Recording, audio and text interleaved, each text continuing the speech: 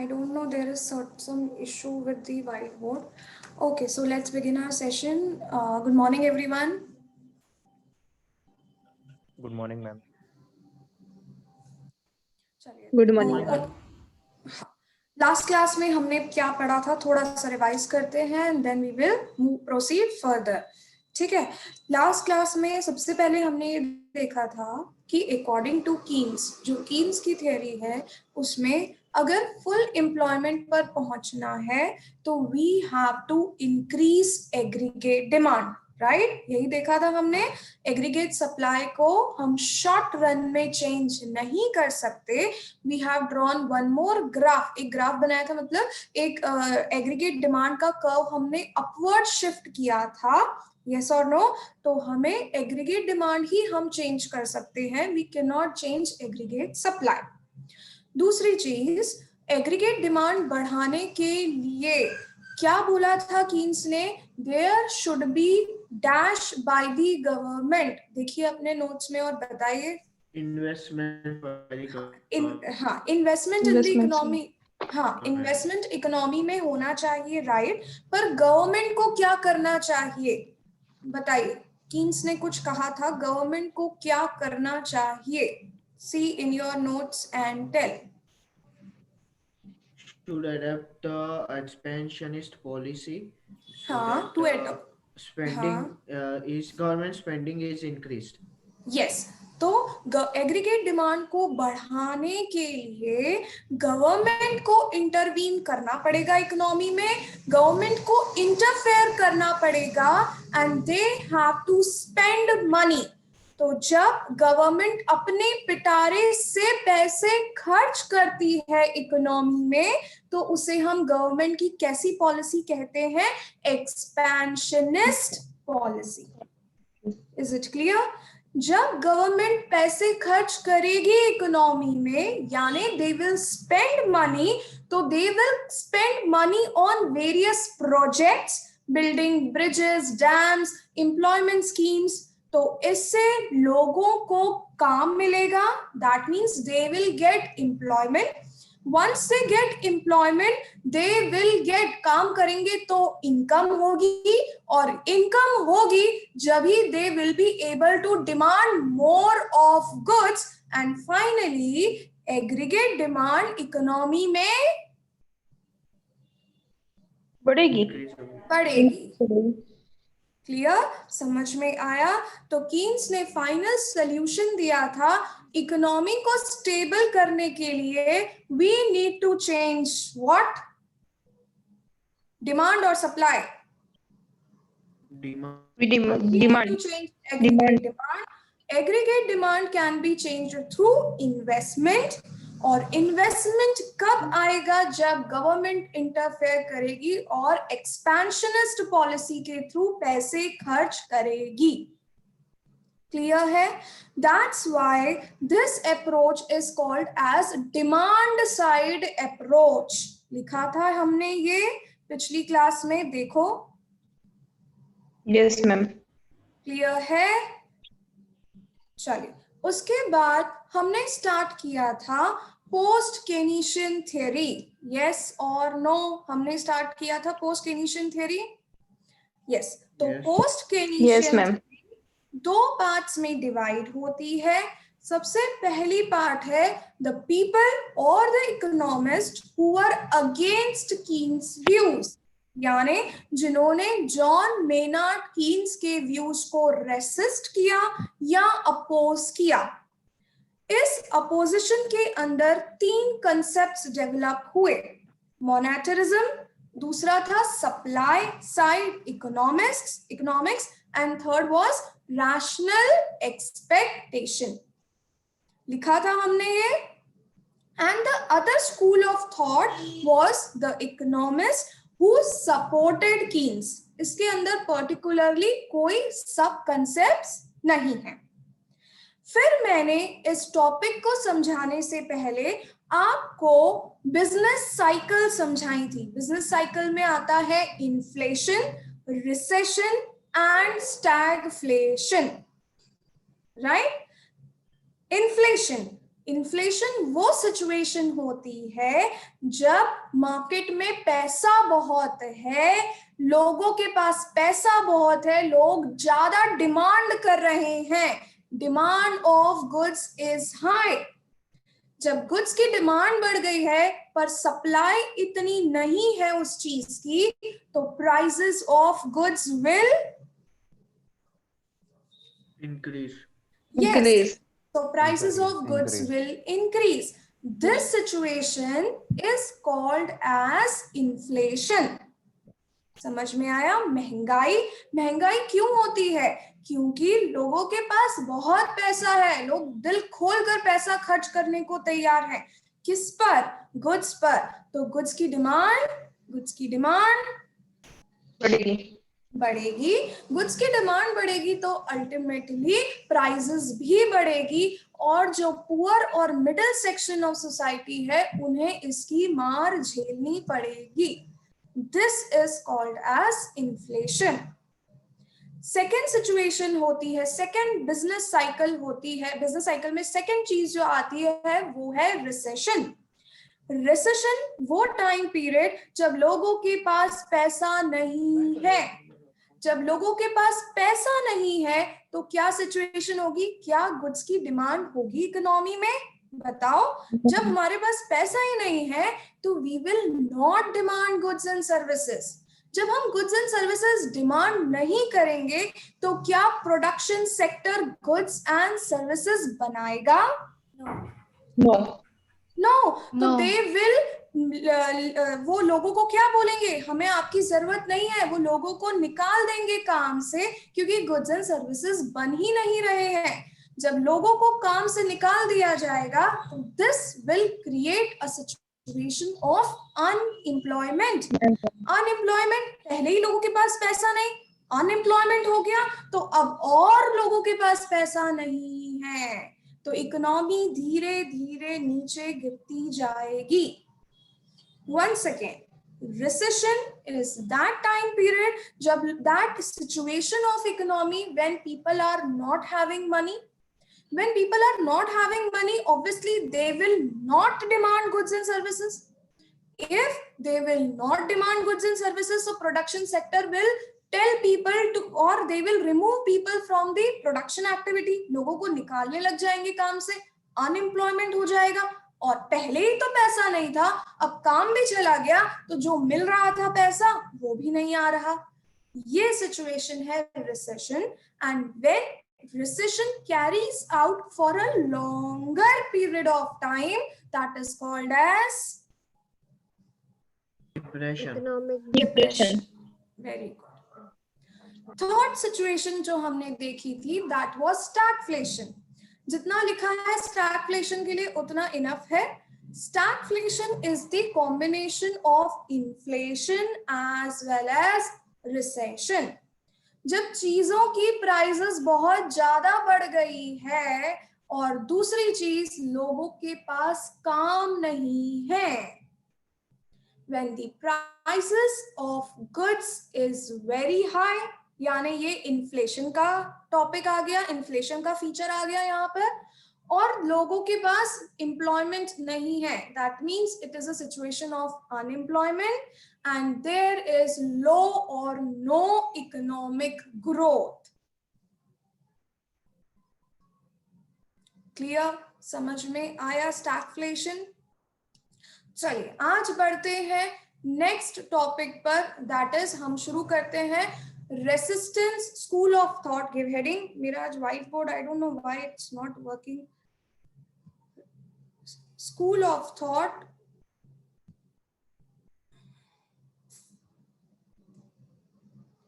School of thought, give heading, that opposed Keynes। School of thought that school of thought that opposed Keynes.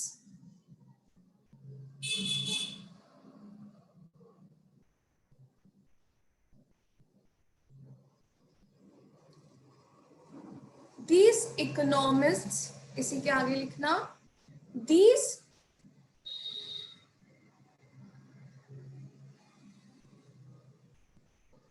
these economists were called resistors of Keynes theory. इन्हें कहा गया resistors, RESIS, आगे आप लिख सकते हैं, resistors of Keynes theory. इन लोगों ने कीन्स की थ्योरी को रेसिस्ट किया था. इसमें ए पॉइंट, फर्स्ट पॉइंट इज, हमने ऊपर लिखा है, पहला कंसेप्ट इसमें कौन सा आता है, देखो, monetarism. Yes, give heading मॉनेटरिज्म.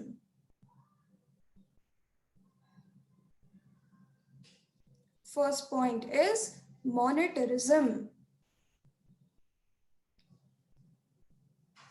Yes, तो अब मॉनेटरिज्म पहले समझते हैं फिर लिखेंगे. कीन्स भाई साहब कहते थे गवर्नमेंट को इंटरफेयर करना चाहिए और गवर्नमेंट को मार्केट में पैसा खर्च करना चाहिए. पर जिन्होंने मॉनेटरिज्म की थ्योरी दी उनका नाम है, मैं लिखवाऊंगी, अब मैं नाम बता रही हूँ, उनका नाम है मिल्टन फ्रीडमैन. इन्होंने कहा कि अगर गवर्नमेंट पैसा खर्च करेगी इकोनॉमी में और अगर गवर्नमेंट ने ज्यादा पैसा खर्च कर दिया इकोनॉमी में तो लोगों के पास पैसा बढ़ेगा, सबको काम मिलने लगेगा, लोगों के पास पैसा बढ़ जाएगा, पैसा बढ़ जाएगा तो डिमांड भी बढ़ जाएगी, डिमांड बढ़ जाएगी तो प्राइसेस ऑफ गुड्स भी, प्राइसेस ऑफ गुड्स भी, डिमांड बढ़ती है तो increases, price will increase and this will create a situation of, जब प्राइस बढ़ती है उसको क्या, कौन सी सिचुएशन कहते हैं, उन्हें कौन सी सिचुएशन कहते हैं, इन्फ्लेशन. तो मॉनेटरिज्म वाली थ्योरी में ये कहा गया है, अरे कीन्स तो कुछ भी बोलता है कि भाई तुम क्या बढ़ा दो, तुम गवर्नमेंट की स्पेंडिंग बढ़ा दो, और अगर गवर्नमेंट ज्यादा खर्चा करने लग गई तो this will create a problem of inflation. तो एम्प्लॉयमेंट कैसे, this will create a situation of inflation. तो क्या गवर्नमेंट को एक्सेसिव स्पेंडिंग करनी चाहिए? नो, नहीं. तो मॉनेटरिज्म ने कहा कि गवर्नमेंट को पैसे खर्च करने पर ध्यान नहीं देना है, गवर्नमेंट को मनी सप्लाई मार्केट में कंट्रोल करने पर ध्यान देना है. Government should not spend, government का फोकस मार्केट में पैसा उड़ाना, पैसा खर्च करना नहीं होना चाहिए. इसके बजाय गवर्नमेंट का फोकस मनी के सप्लाई को मार्केट में रेगुलेट करना होना चाहिए. गवर्नमेंट को ये देखना है कि अगर मनी मार्केट में बढ़ गया तो इन्फ्लेशन हो जाएगा, मनी अगर मार्केट में बिल्कुल भी नहीं है तो रिसेशन हो जाएगा. तो गवर्नमेंट का काम सिर्फ पैसे खर्च करना नहीं है, उनका फोकस होना चाहिए कि मार्केट में पैसा रेगुलेट हो रहा है कि नहीं, मार्केट में मनी का सप्लाई बहुत ज्यादा भी ना हो और बहुत ज्यादा कम भी ना हो. हाँ, नींद तो नहीं आ रही कहानी सुन के? नो आ रही है. चलिए लिखिए, लिखेंगे तो और क्लियर होगा. Write down. This theory came in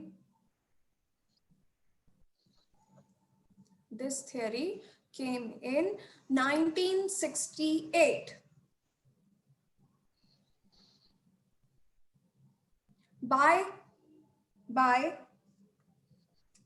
Milton, M-I-L-T-O-N, Milton Friedman, F-R-I-E-D man, Friedman, fry क्या वो, फ्राइडमैन. ठीक है, मिल्टन फ्राइडमैन. ये थ्योरी आई 1968 में और इसे दिया था मिल्टन फ्रीडमैन ने. चलिए नेक्स्ट पॉइंट लिखिए.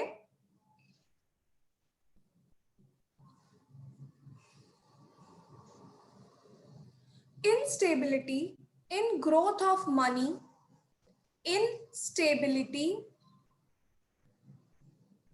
in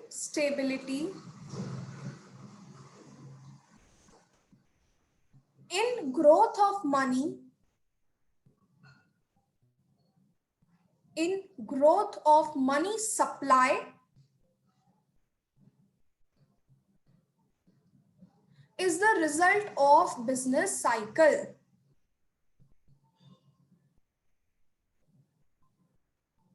Is the result of business cycle. Excessive money in economy, excessive money in economy cause inflation. Excessive money in economy cause inflation. And scarcity of money cause, and scarcity, जब लोगों के पास पैसा ही नहीं है, demand ही नहीं होगी, unemployment होगा, तो scarcity of money cause recession.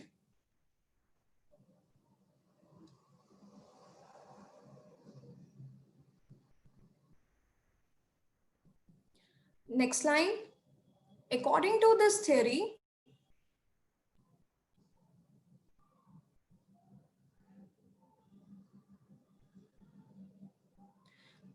instead of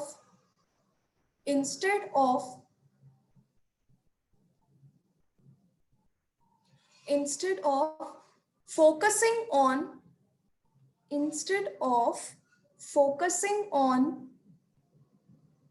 expenditure or spending, instead of focusing on expenditure or spending, comma, government should focus on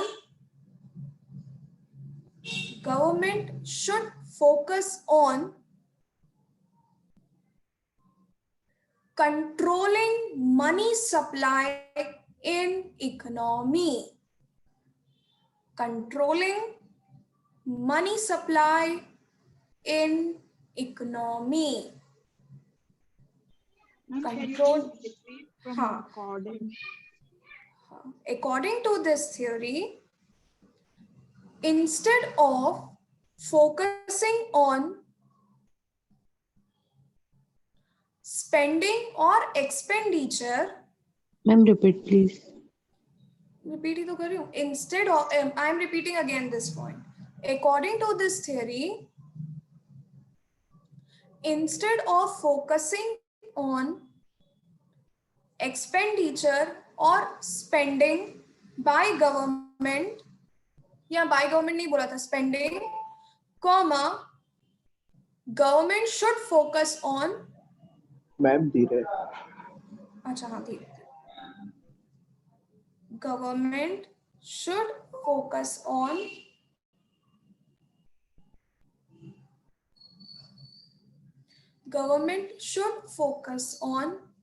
controlling the supply of money,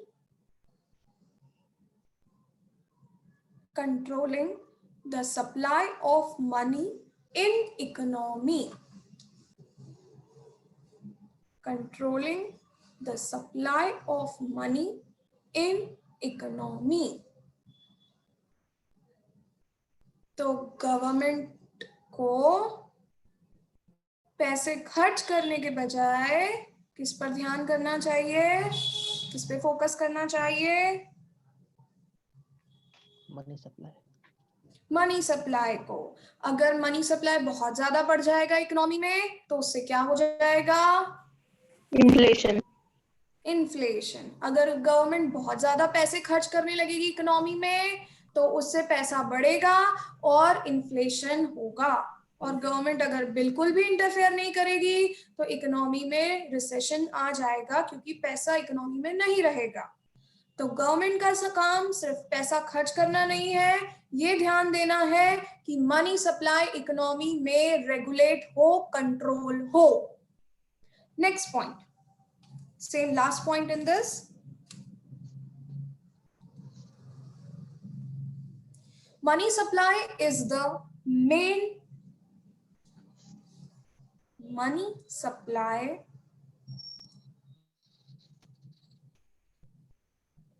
is the money supply is the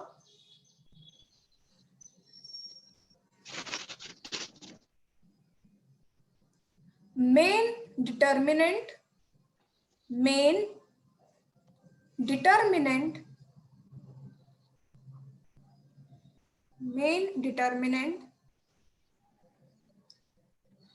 of output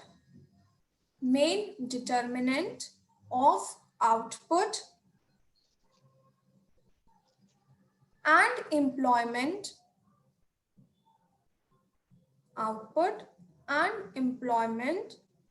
in short run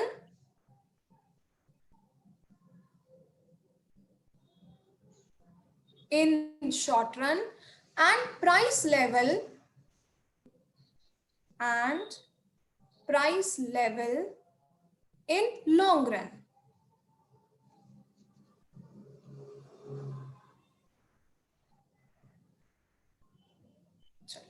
clear? क्या कहने का मतलब, money supply ही एक important factor है इस theory के according, जिससे short run में यानी कम टाइम पीरियड में आउटपुट जनरेट होगा यानी प्रोडक्शन होगा और एम्प्लॉयमेंट मिलेगा लोगों को, और लॉन्ग रन में मनी सप्लाई ही एक ऐसी चीज है जिससे गुड्स की प्राइसेस डिटरमाइन होती है।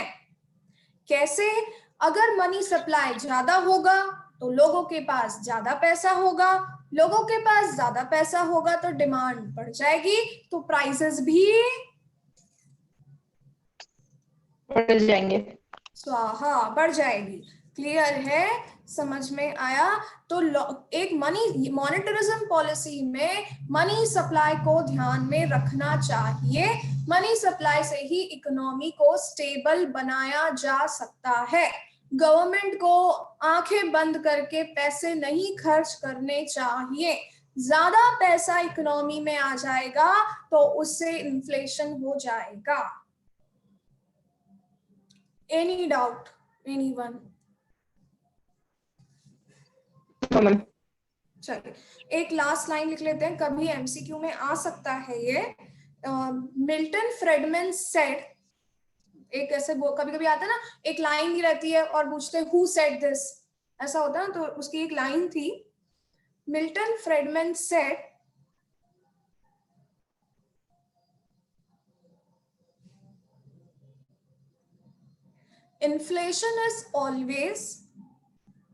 inflation is always and everywhere, inflation is always and everywhere a monetary phenomenon.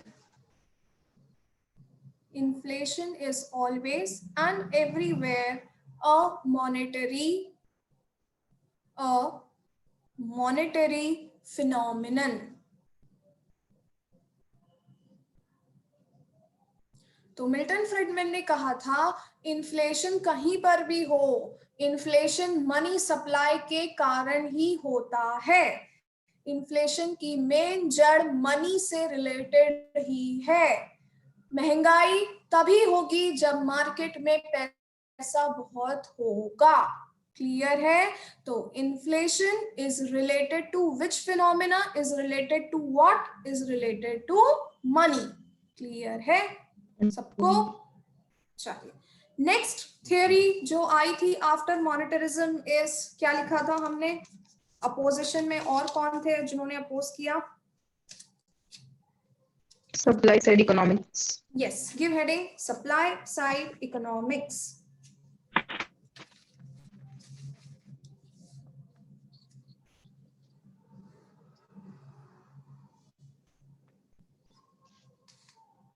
Supply side economics.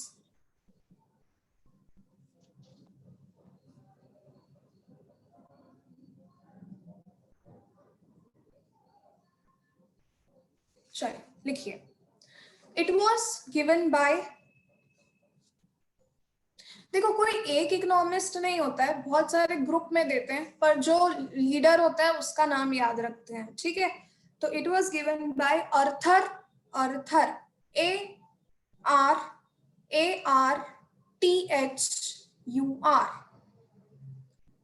ARTHUR, Arthur Laffer, Laffer Laffer LAFFER, Arthur लैफर,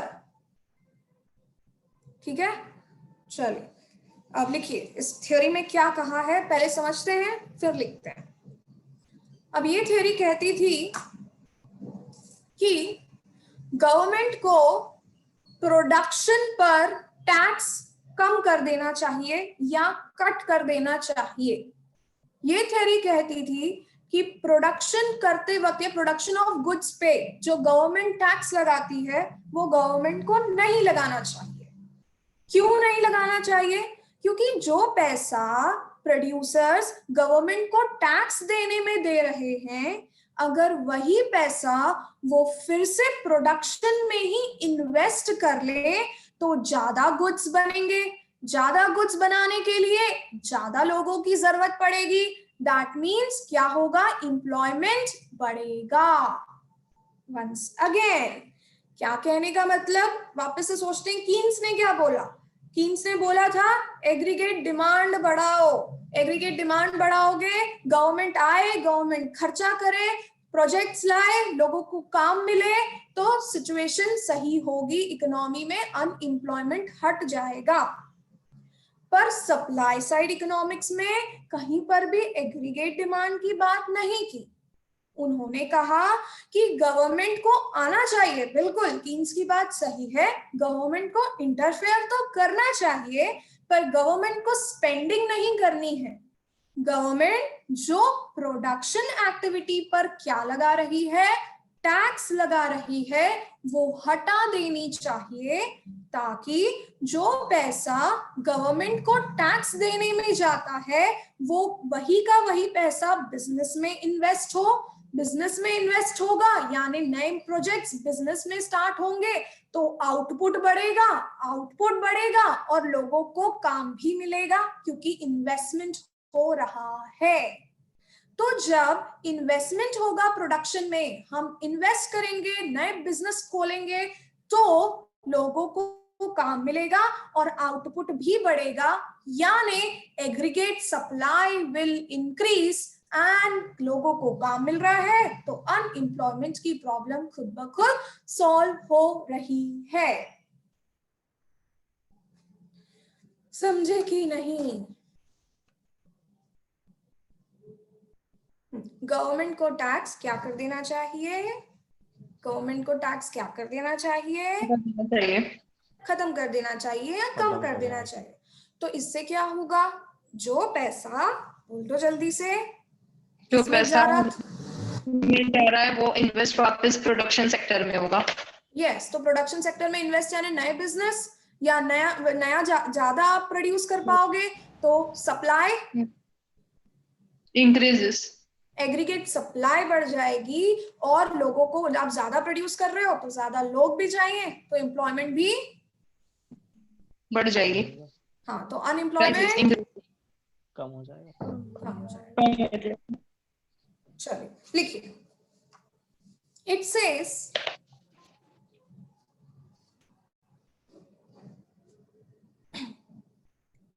a cut in tax rates by government, a cut in tax rates by government, a cut in tax rates by government would lead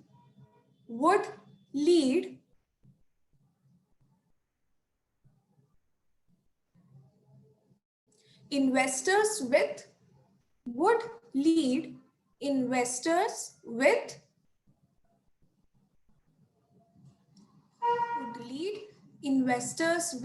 more money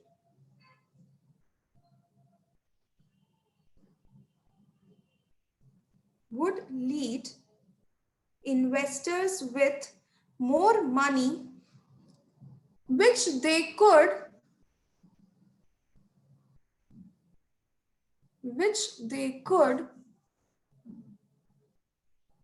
further use as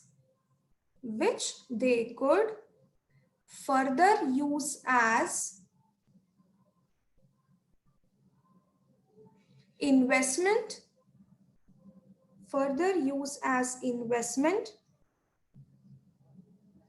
to generate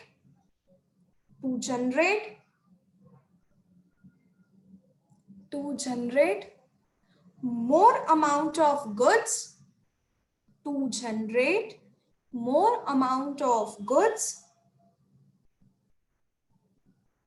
thereby increasing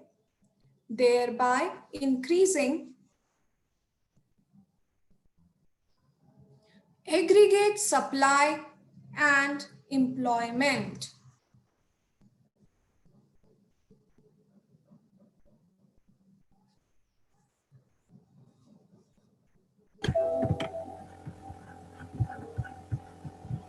clear? तो जब क्या होता है, government tax कम कर देगी तो investors के पास पैसा आएगा, पैसा वो प्रोडक्शन में ही लगाएंगे, प्रोडक्शन में लगाने के लिए उनको और लोगों की जरूरत पड़ेगी और ज्यादा गुड्स बनेंगे तो एग्रीगेट सप्लाई भी बढ़ जाएगी और एम्प्लॉयमेंट भी बढ़ेगा। तो जो अनएम्प्लॉयमेंट की प्रॉब्लम है वो ऐसे ही सॉल्व हो जाएगी। नेक्स्ट लाइन में so it is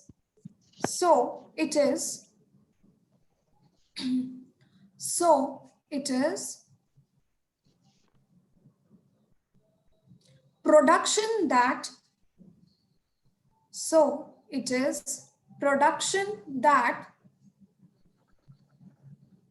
derives economic activity, derives नहीं drives, DRIVES, sorry.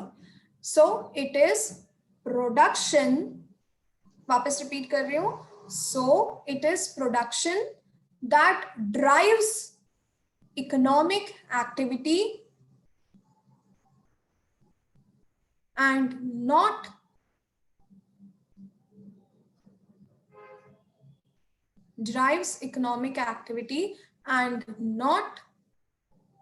consumption or aggregate demand.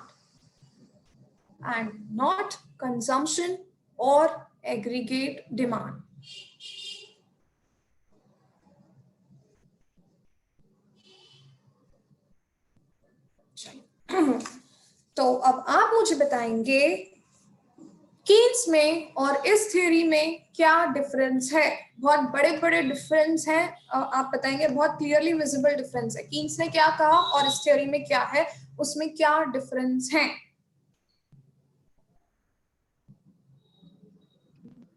Keynes ने बोला है प्रॉब्लम अनएम्प्लॉयमेंट को सॉल्व करने के लिए हम क्या बढ़ा सकते हैं, प्राइसेस बढ़ा सकते हैं, एग्रीगेट डिमांड को शिफ्ट करेंगे। पर क्या यहाँ पे एग्रीगेट डिमांड को बढ़ाने की बात की गई है?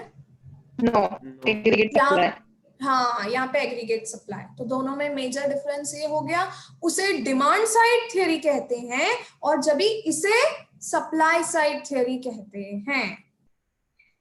क्लियर है? वो एग्रीगेट डिमांड बढ़ाने पे फोकस करती है, ये कहती है कि डिमांड से कुछ नहीं होगा, आप सप्लाई बढ़ा सकते हो। और सप्लाई कैसे बढ़ेगी? जब गवर्नमेंट क्या करेगी, टैक्स को कम कर देगी। एक सिमिलैरिटी है दोनों थ्योरी में, बताइए क्या? प्राइस राइज ना, प्राइस की कोई बात ही नहीं हुई इस थ्योरी में। दोनों थ्योरी में कौन आ रहा है? दोनों में गवर्नमेंट इंटरफेयर। यस, तो लिखिए, एक पॉइंट लिख लेते हैं सिमिलैरिटी का। सिमिलैरिटी बिटवीन, नेक्स्ट लाइन में लिखिए, similarity between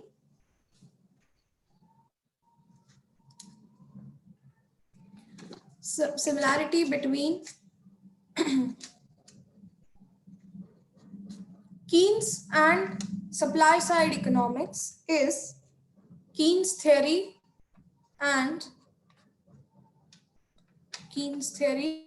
and supply side economics is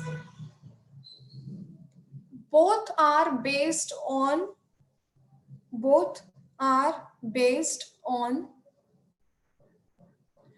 fiscal policy of government. Both are based on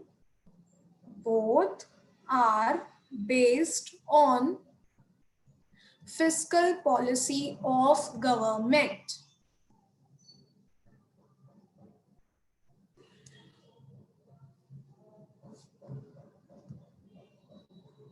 clear?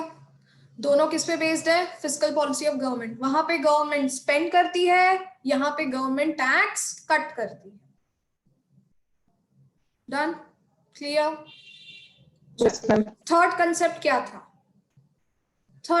क्या था जो लोग कीन्स को अपोज करते थे उसमें? Rational expectations. यस, लिखिए. अभी करना है कि नेक्स्ट लेक्चर में पढ़ना? बोल दो मन की बात. Next lecture sure? नहीं, कर दो ना, थोड़ा टाइम कर दो ना मैम, कर दो. चलो ठीक है. Rational expectation. चलो मैं समझा देती हूँ, लिखेंगे हम नेक्स्ट लेक्चर में. ठीक है? Yes ma'am. अरे और बहुत छोटी सी है थ्योरी, अगर चाहो तो मैम लिखवा दो. तो मैम लिखवा दो और समझा भी दो. अच्छा ठीक है. पहले मैं समझ लूं, एक मिनट. हाँ यस, चल मुझे याद है क्या होता है. देखिए, रैशनल एक्सपेक्टेशन इज बहुत ही बच्चों वाली थ्योरी. इसमें ऐसा लगेगा कोई सर पैर नहीं है, but still this theory was very popular. इसमें ये हुआ था कि ये थ्योरी ये कहती है कि गवर्नमेंट कुछ भी करे उससे फर्क नहीं पड़ता. फर्क पड़ता भी है तो थोड़ा सा पड़ता है. ज्यादा फर्क अगर किसी चीज से पड़ता है तो वो है लोगों की एक्सपेक्टेशन. गवर्नमेंट कुछ भी खेल करे, खर्चा नहीं करे, मनी सप्लाई को कंट्रोल करे नहीं करे, पर लोगों को जो मन में आएगा लोग तो वही करेंगे. This was the theory given under rational expectation. अब रैशनल और एक्सपेक्टेशन समझते हैं क्या होता है. देखिए, रैशनल मतलब सोच समझकर करने वाली चीज. रैशनल वो चीज होती है जिसमें लॉजिक होता है. तो हम हमारी पास्ट एक्सपीरियंस से आगे फ्यूचर के लिए चीजें क्या करते हैं? एक्सपेक्ट करते हैं सोच समझकर. समझ में आया? पब्लिक जो है इकोनॉमी में, इकोनॉमिस्ट ही सब कुछ नहीं है या गवर्नमेंट ही सब कुछ नहीं है. इकोनॉमी को मेन चलाने वाले कौन है? जनता, पब्लिक. तो गवर्नमेंट कुछ भी पॉलिसी लाए, people will behave according to their expectations. उनकी जो फ्यूचर एक्सपेक्टेशंस हैं उसके अकॉर्डिंग ही लोग काम करते हैं. This was the main concept under this theory. Actually ये theory बहुत वास्ट है, पर हमारे सिलेबस आपके अगर कॉलेज की पीपीटीज में देखेंगे तो हार्डली 3 या 4 लाइंस दी हैं. तो उसके बेसिस पर ही मैं समझा रही हूँ, मैं ज्यादा डीप में नहीं जा रही हूँ. इस थ्योरी का मेन मोटो ये था कि जिसको जो करना है करे, लोग, जनता अपने एक्सपेक्टेशन के अकॉर्डिंग ही काम करेगी. इज इट क्लियर और नॉट? चलिए लिखते हैं तो थोड़ा और क्लियर होगा. लिख लेते हैं, हार्डली थोड़ा सा ही है. लिखिए, गिवन बाय, नहीं पहले तो एक मिनट, गिवन बाय नहीं, it is also called as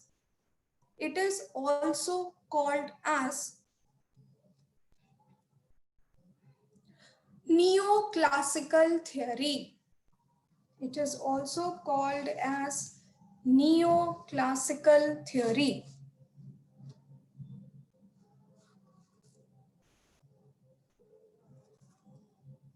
Next, given by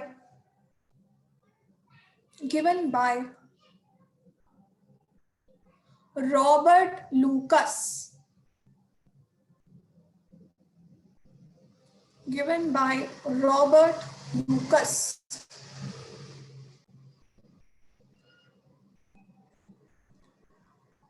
Next.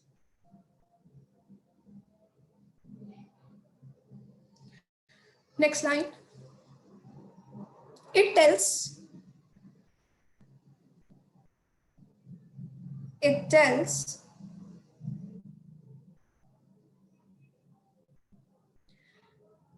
dash लगाना छोटा सा, it tells dash based on information available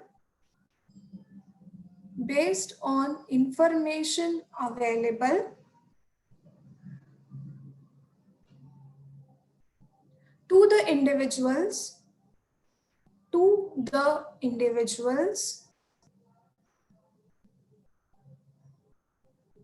वापस से based on the information available to the individuals and their knowledge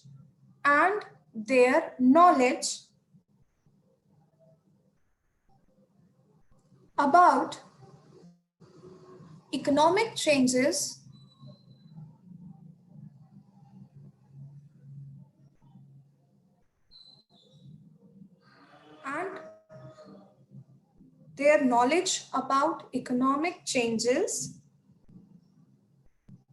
comma, people's future prediction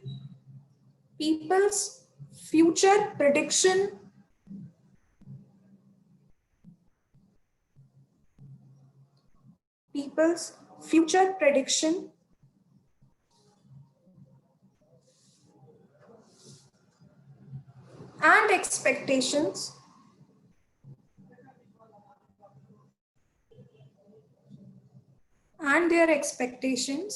drive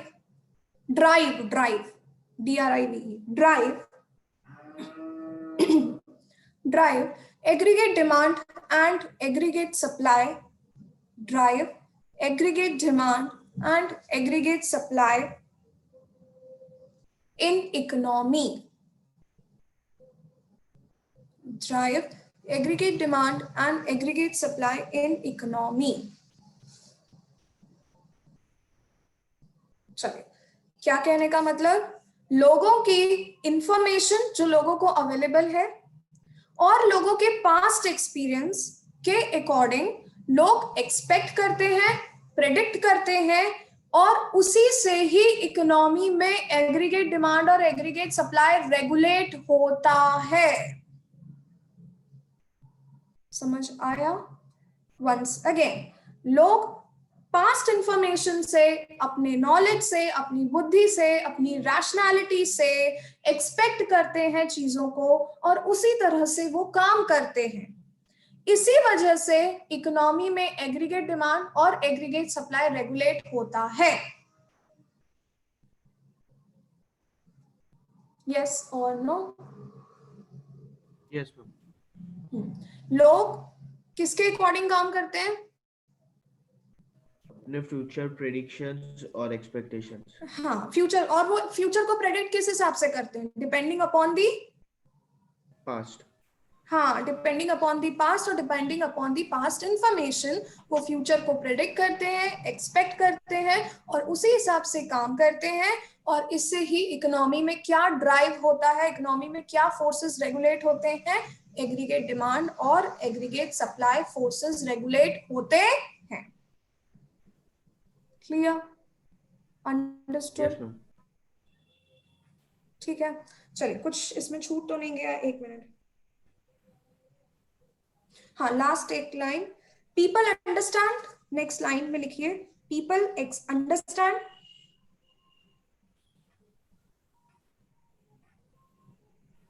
how economy works.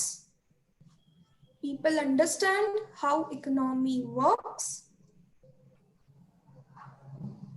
People understand how economy works.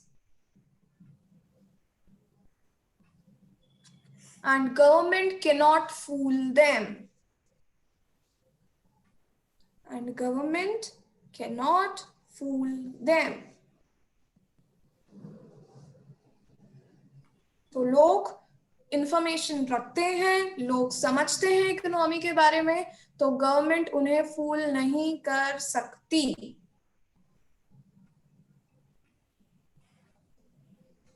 Last line, बिल्कुल एक last लिख लेते हैं.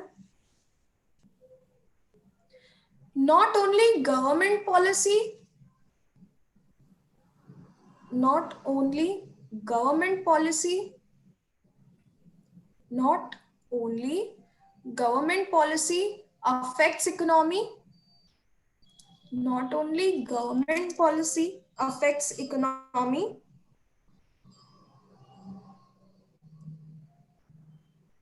comma, rather it is people's expectation, rather it is people's expectation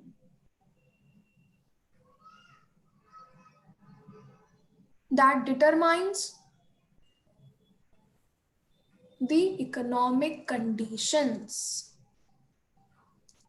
that determines the economic conditions. Clear? तो सिर्फ government की policy नहीं है जो इकोनॉमी को अफेक्ट करती है, लोगों की वर्किंग, लोगों की एक्सपेक्टेशंस अबाउट फ्यूचर से भी इकोनॉमी की कंडीशंस क्या होती हैं, चेंज होती हैं. तो यहाँ पर हम रेसिस्टेंस टू कीन्स खत्म करते हैं. तीनों कंसेप्ट हमने पढ़ लिए. मॉनेटरिज्म, एक बार शॉर्ट में लास्ट एक लाइन में बोल रही हूँ. मॉनेटरिज्म सिर्फ गवर्नमेंट पैसा खर्च ना करे, ये देखे कि पैसा इकोनॉमी में ज्यादा भी नहीं होना चाहिए और कम भी नहीं होना चाहिए. तो वो पैसा इन द इकोनॉमी है जो इकोनॉमिक कंडीशंस को डिटरमाइन करता है, न कि गवर्नमेंट स्पेंडिंग.